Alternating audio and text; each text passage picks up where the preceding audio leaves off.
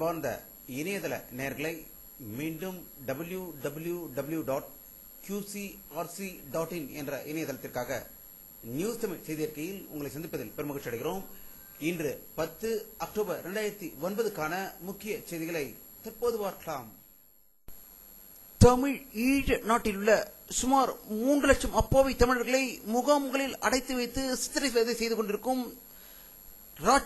ராஜபக்சேவின் கொடுங்கோல் நிலைமையை நேரில் பார்வையிட தமிழகத்தை சேர்ந்த 10 எம்பிக்கள் திரு TR பாலு தலைமையில் இன்று இலங்கை தலைநகர் கொழும்பு சென்றதாக சென்னை இருந்த தகவல்கள் வெளிவந்து கொண்டிருக்கிறது.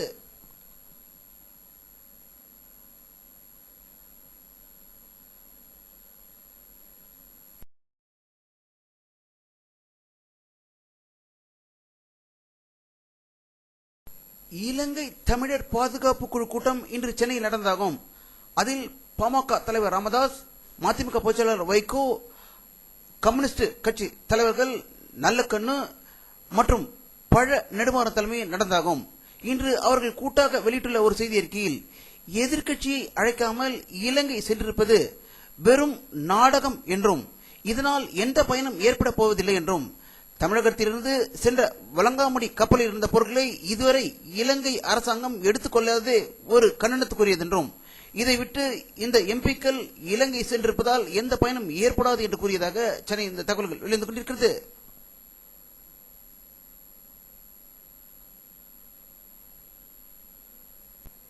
தமிழக எதிர்க்கட்சித் தலைவரும் அதிமுக பொதுச்செயலாளருமான செல்வி ஜெயலலிதா அவர்கள் இன்று வெளியிட்டுள்ள ஒரு செய்தி இருக்கையில் தமிழகத்தை சேர்ந்த 10 எம்பிக்கள் இலங்கை சென்றிருப்பது ஒரு கண்துடைப்பு என்றும் இதை பாரத பிரதமரோ இந்திய வெளியுறவு அமைச்சகமோ இதை பற்றி எந்த தகவலும் வெளியிடப்படவில்லை என்றும் இந்த 10 எம்பிக்களும் சுயமாக இலங்கை சென்றிருப்பது இதனால் எந்த பயனும் தமிழ் மக்களுக்கு ஏற்பட போவதில்லை என்று கூறியதாக சென்னையில் இருந்து தகவல்கள் வெளிவந்து கொண்டிருக்கிறது.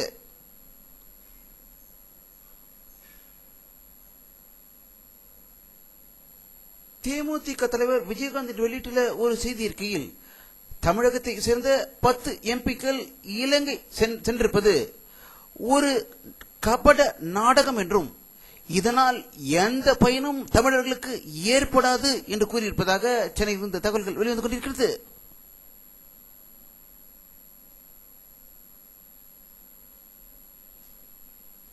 பாரத பிரதமர் மன்மோகன் சிங் அவர்கள் கர்நாடக மாநிலத்தில் வெள்ளம் பாதித்த பகுதிகளை விமானம் மூலம் பார்வையிட்டதாகவும் அவருடன் கர்நாடக முதல்வர் எடியூரப்பாவும் சென்றிருந்ததாக கர்நாடகாவிலிருந்து தகவல்கள் வெளிவந்து கொண்டிருக்கிறது.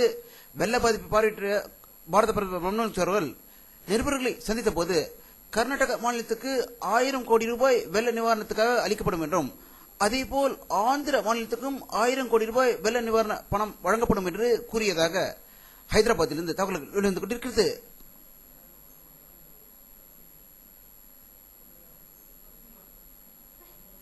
மகாராஷ்டிரா, ஹரியானா, அருணாச்சல பிரதேசத்தில் நடக்க இருக்கும் சட்டசபை தேர்தல் பிரச்சாரம் நாளை ஓய்கிறது என்றும் தேர்தல் வருகிற 13ஆம் தேதி என்று நடக்க இருப்பதாக புதுடில்லியில் இருந்து தகவல்கள் வெளிவந்து கொண்டிருக்கிறது.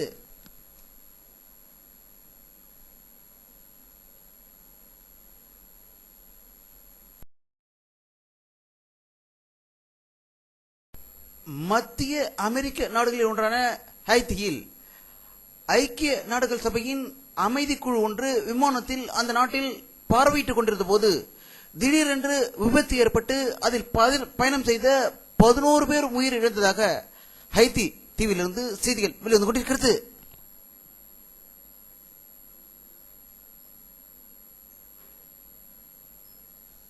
பாகிஸ்தான் நாட்டில் ராவல்பிண்டியில் உள்ள பாகிஸ்தான் ராணுவ தலைமையகத்தின் மீது இன்று தீவிரவாதிகள் நடத்திய பயங்கர தாக்குதலில் 10 ராணுவ வீரர்கள் உயிரிழந்ததாகவும் 4 தீவிரவாதிகள் கொல்லப்பட்டதாகவும் இஸ்லாமாபாத்திலிருந்து தகவல்கள் வெளிவந்து கொண்டிருக்கிறது.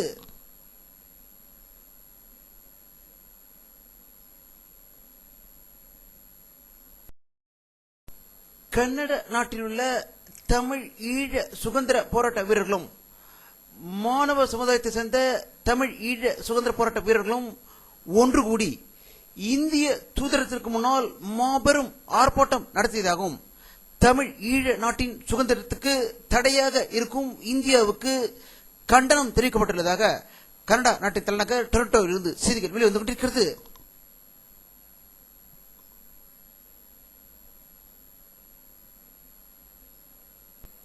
ஆப்கானிஸ்தானில் நேட்டோ படையினருக்கும் தாலிபான்களுக்கும் நடந்த பயங்கர சண்டையில் ஒரு அமெரிக்க ராணுவ வீரரும் 2 போலீஸ் படையினரும் உயிர் இழந்ததாக காபூலில் இருந்து தகவல்கள் வெளிவந்து கொண்டிருக்கிறது.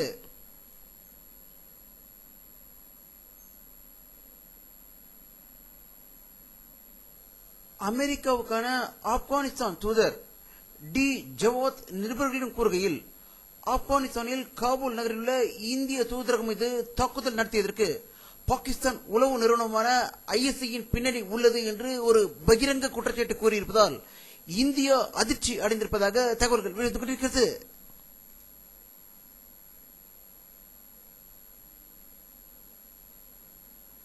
நைஜீரிய நாட்டில் ஆயில் டேங்கர் ஒன்றில் கசிவு ஏற்பட்டு அதன் மூலம் பயங்கர தீ ஏற்பட்டு ஆயில் டேங்கர் வெடித்ததில் 16 பேர் உயிர் இழந்ததாக நைஜீரியாவில் தகவல்கள் வெளிவந்து கொண்டிருக்கிறது.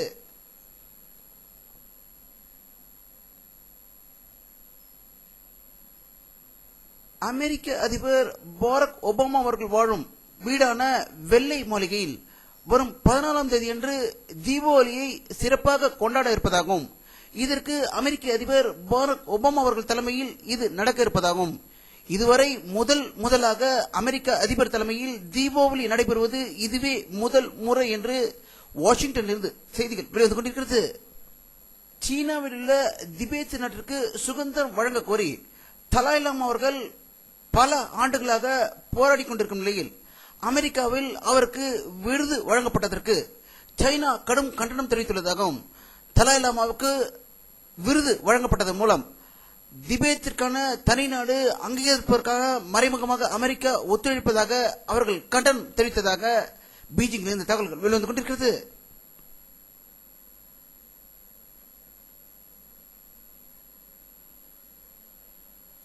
உத்தரப்பிரதேச மாநிலத்தில் மீரட்டில் இளம் கிரிக்கெட் வீரர் சுகன் தன்சீப் ஒரு ஓட்டலில் உணவு அருந்து கொண்டிருந்த போது மர்ம நபர்களால் சுட்டுக் கொல்லப்பட்டதாக ஒரு அதிர்ச்சி தகவல் லக்னோவில் இருந்து வெளிவந்து கொண்டிருக்கிறது.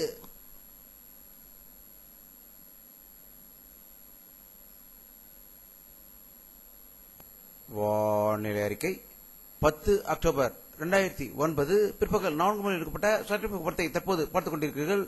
தமிழகத்தில் கோவை, ஊட்டியில் மேகமூட்டங்கள் காணப்படுகின்றன.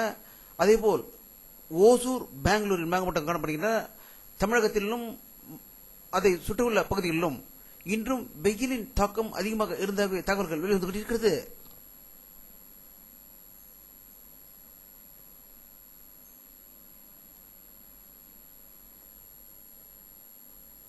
இத்துடன் இந்த செய்தி அறிக்கை நிறைவடைகிறது. மீண்டும் நியூஸ் தமிழ் செய்தி அறிக்கையில் உங்களை சந்திக்கும் வரை உங்களிடமிருந்து விடைபெறுவது உங்கள் கே பாலாஜி. நன்றி.